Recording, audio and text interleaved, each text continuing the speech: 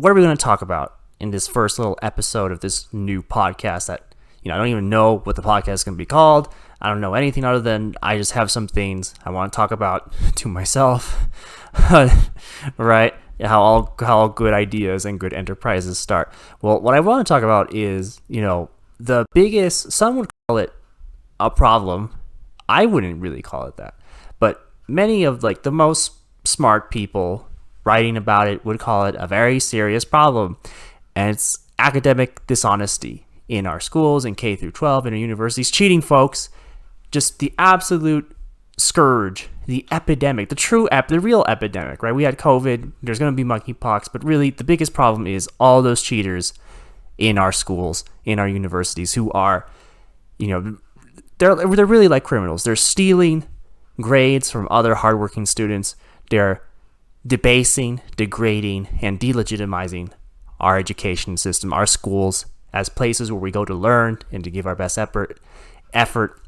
As students and teachers, it's such a huge quote unquote problem. Now, I mean, I'm being sarcastic. I'm being an asshole. I'm being a sarcastic asshole.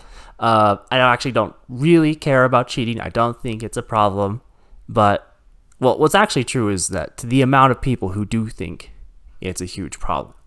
And what this first podcast little episode, have no idea how long it's going to be. This introduction is probably going to be like half an hour. We'll see how the rest of it goes. This is really going to be not really a history of cheating. That would go all the way back to the dawn of education as a concept, but just a short history on how people have researched cheating, talked about cheating, and the different solutions, quote unquote solutions to cheating. Now, to me, there are some pretty simple solutions to it, but we'll get into that. And so really what this podcast, the next couple of episodes of this podcast, as far as cheating as a topic is concerned, is really the story of from the 90s into about now, post-pandemic, the post-pandemic educational environment of how people have talked about cheating, what students have thought about cheating, and as I will say later, the total defeat of every single solution other than a couple very narrow and insufficient and completely useless solutions, honestly. Solutions that don't really solve anything, as you could expect from an American institution, right? And so before I get into all that, I do just want to say, what do I mean when I say it's not a problem? Well, I mean exactly that. I don't care about cheating. Really, I didn't care about it when I was teaching at colleges. I didn't care about it really as a student. I don't really care now that I'm doing more private tutoring and stuff like that. I still don't really care if my students really cheat in their regular schools. To me, I'm not bothered by it. I don't really consider it the way, which you'll see a lot of the authors that were covering this episode, I don't really consider it a moral problem at all. I don't consider it the way some other authors think of it, as a social problem, really that much at all. I don't consider it, as some other authors still would say, as something that delegitimizes the institutions of education, our educational system. I think they delegitimize themselves without help from students cheating. And why do I think that? You might be sitting there wondering, how could you, Axel, as a teacher, as someone who has studied education for a while, presumably, who has been in education, who knows a lot of teachers, that's me saying that, because, you wouldn't know that stuff about me. Why would I take a position like that? Why wouldn't I care that much about cheating, right? Wouldn't a student who cheated in my class, wouldn't that totally delegitimize my class? Wouldn't that completely put to waste the efforts of the students who were taking my class honestly? Wouldn't that, if it ever got out that students were cheating, if those honest students were looking at those students who are cheating and saw that they were successful at cheating, saw that I wasn't taking them seriously, wouldn't that destroy their experience in the classroom, whether it was in college, whether it was in tutoring, whether when I was teaching K through 12, isn't that just a huge, massive problem that every teacher, not just you, Axel, but that every teacher needs to take super, super seriously? And even against all those facts, even knowing other teachers, even knowing how catching a cheater feels like to other teachers, even knowing how it feels to be that honest student who watches other students cheat and get away with it and being discouraged by it in that sense, I would still take all of that. I would take all that experience, all those feelings, all those perspectives. I would still come down on my position here in this episode that I'm taking, this podcast episode, of cheating not being a big deal.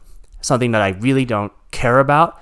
I really don't think it's a problem really on its own. Honestly, it's for me to think about, oh my God, all those cheaters, this epidemic of cheating.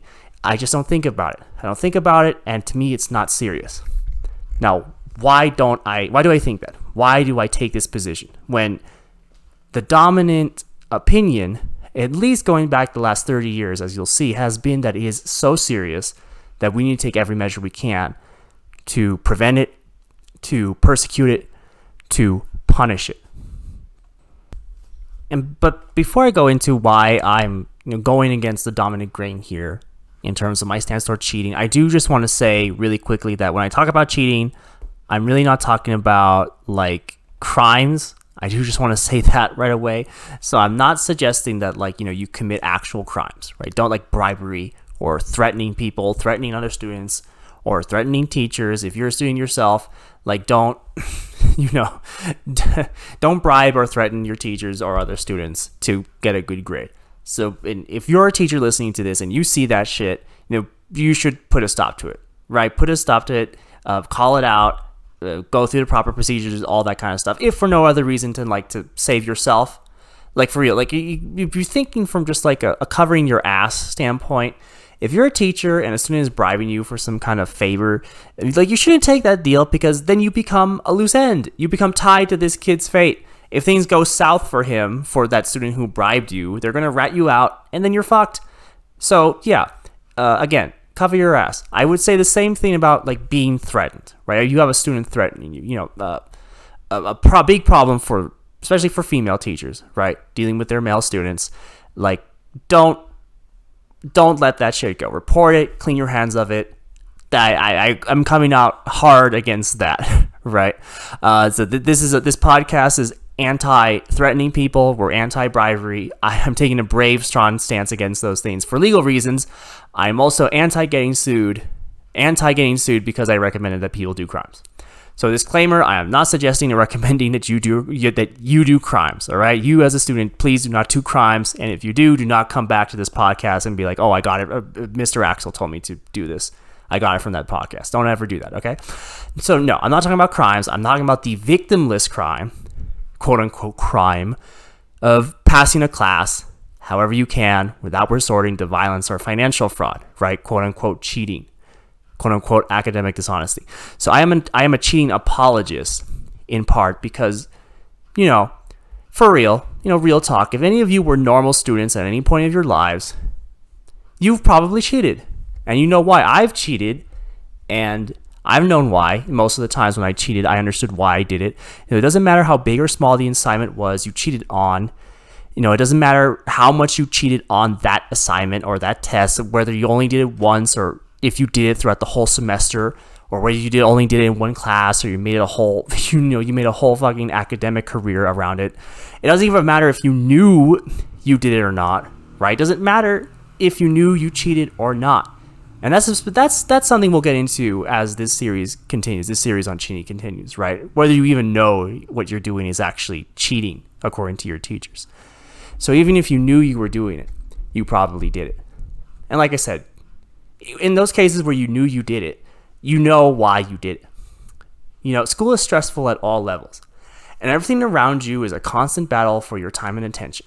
If you're an older student, whether in high school or really deep into your grad school or something, you're in your 20s, you're in grad school, you're really deep into it, you might be a parent, you might have a spouse, right?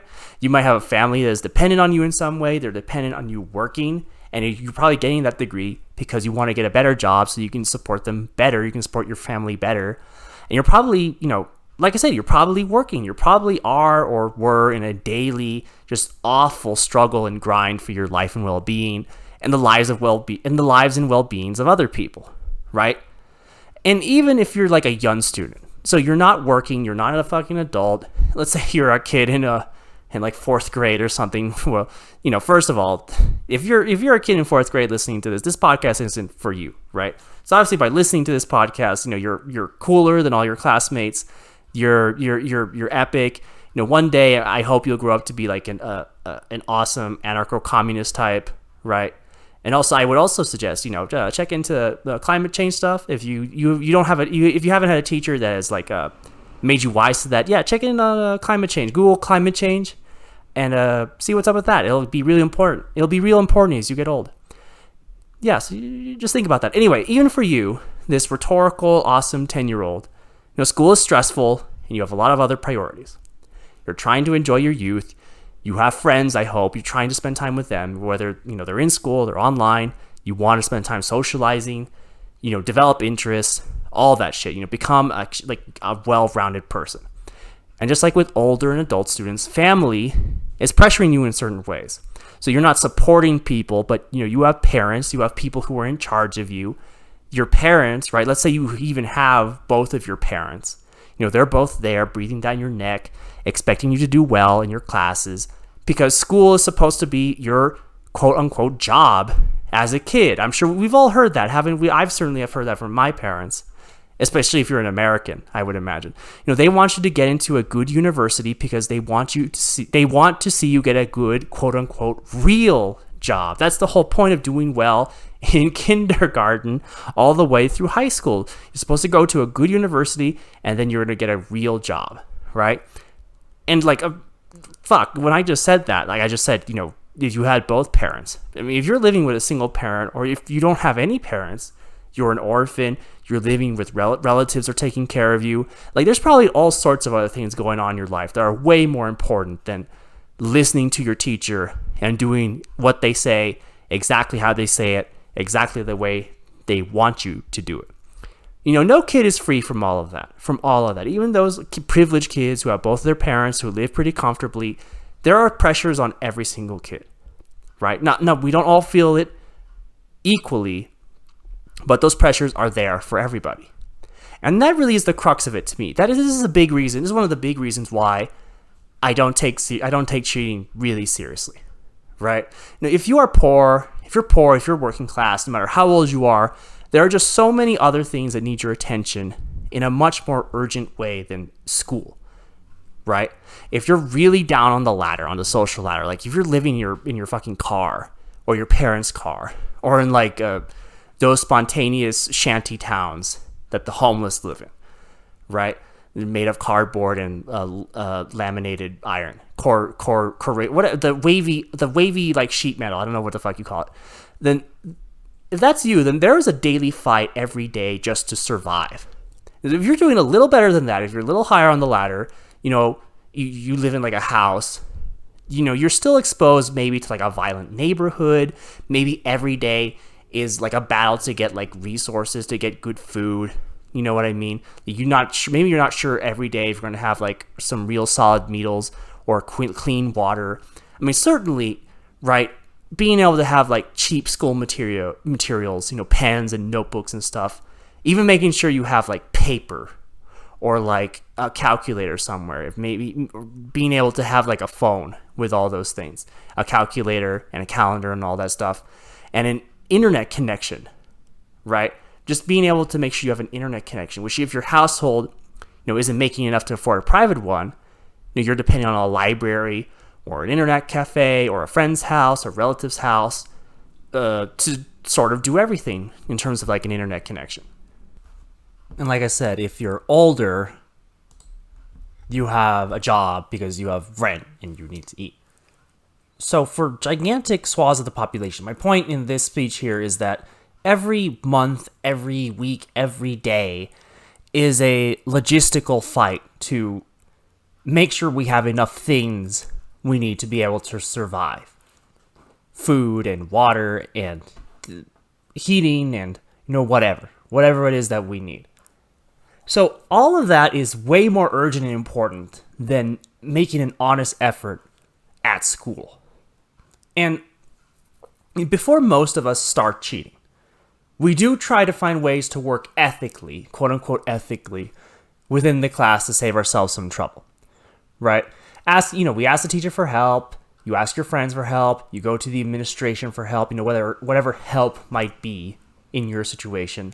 You get deadline extensions. You ask for some tutoring, some time, some extra time in the library after school to do work because, there's internet there. There's peace and quiet there.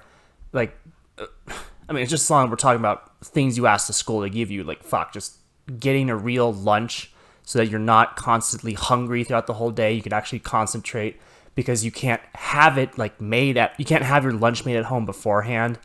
And the line to get to the school lunch for people who have some kind of voucher or, they're part of some program, or maybe not even may not even be on welfare. It's just the fucking line is always too long. You can't get a real meal on time in that fucking 40 minutes you have to actually eat lunch in a K through 12. Or at a university, you're just so busy between work and school writing essays that you don't find time to eat. If you can, we're talking about universities and colleges, you can drop the class, you can take the F, try again next year. If you're K through 12, you do that too. You go to summer school, try again next year.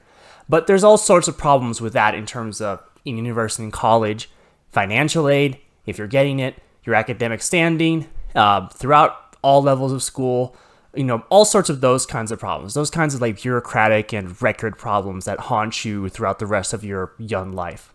You try to navigate all of that before you're fuck it. I'm just going to do what makes this all easy. I'm going to cheat. I'm going to cut corners because I've given an honest effort. I've tried my best to work within the system and I just can't anymore. It's time to make this easy. And every school and institution of higher learning, certainly most researchers who study this kind of stuff, make this seem like a choice about, ethics and the tragedy of choosing to do something so clearly awful, the tragedy of moral failure. And most people who write about this, or, they opine about it, they write in a column about it, they research it, they do that from that perspective too. This ethical and moral panic. What almost all of them fail to even sort of take into account is the totalizing nature of school and universities in our daily lives, right? And the way that you as the student and we as a society are just supposed to take that as a given about life. That every day for obviously all children and teenagers, but also for, I would imagine a lot of college students, most cohorts of college students, that the number one priority every day and the number one concern of every day is, what do I need to do for school? What's my homework that I need to get done for tomorrow? What reading do I have to do? What fucking obnoxious Google Classroom module do I have to complete and comment on for 5 points before the end of the week? Schools and universities don't usually say this out loud, but this is the assumption they work on when they communicate as an institution with parents and with students, that they are just supposed to be the number one thing going on in your life. So ultimately, the reason why universities, institutions, certain kinds of people, they work on this assumption is because society, and certainly American society, and probably across most places in the world, has made schools and universities, the institution of education in general, the primary mode of social and class mobility, particularly for working class and poor people. But in our fucking desperate age, in our desperate times where things are getting worse objectively, and they absolutely fucking feel like it too, what schools and universities, what education offers people, again, especially the poor and working class, is safety from downward class mobility. It's protection from being homeless in your 20s and 30s. So of course you need to make school and homework and grades and all that shit the number one thing you need to think about, because nothing else will even make you the promise of being safe from the potential fall down the social ladder. Maybe your life sucks right now. You have to work a dog shit job for hours upon hours every day, every week for garbage pay, and it's all barely enough. You're barely scraping by. But think about this. You could be homeless, right? You could be homeless. And if you don't have a good degree in some shit, then that's where you'll end up. You'll end up homeless if you don't get that degree. Now, if you're already homeless, like, more and more college and university students are becoming, and more K through 12 students are becoming, well, a degree in some dumb shit is the only way you're ever going to not be homeless. And let's say you're a little more comfortable. Maybe you think of yourself as middle class when you take a real look at your life. You're not worrying about where your next meal is coming from or anything like that. Well, the message to you is take a look at all those homeless people on the other side of town. Take a look at all those guys who have to do Uber or work at the fucking Walmart to get by on minimum wage on fucking 4-6 hours every day. Now, if you don't want to be like that, you need to get a degree in some shit. So get those grades up, qualify for a scholarship or financial aid to get those tuition fees down. And once you're in college, make sure you're still keeping those grades up because you don't want to be kicked out of your scholarship or your aid or, the contract you have with your parents or anything else like that. Anything else that good grades earn for you. And that's just simple reality.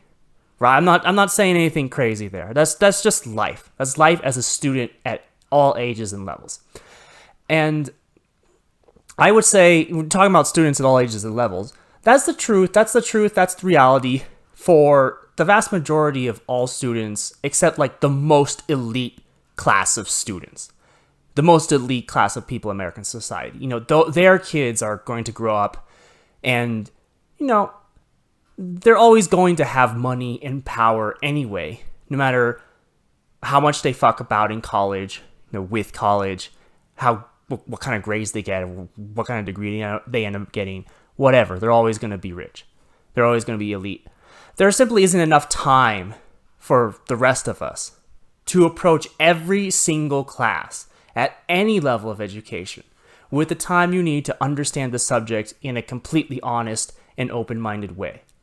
Yet schools and universities have you act like you are giving full effort on every single class, because that's part of navigating education. That's part of navigating your school and getting the help you need when you ask for it. And in that conflict between acting like you're giving a solid effort all the time when you're at school and the reality of having to make cuts and having to make decisions about your attention and time, something has to give. You need to make a decision about whether paying rent, eating a decent meal, making sure, other people in your household or in your family can have decent meals and a roof over their heads, having a bare minimum healthy social life, whether that's what you want to do, that's what you have to do, or whether being a good student, being a good quote-unquote academic citizen, whatever the fuck, and actually trying to understand what your classes are talking about, writing a good paper for the current essay unit is what you have to do. And of course, just as a 7 of 9 said once on Star Trek Voyager, the worst Star Trek, cheating is often more efficient.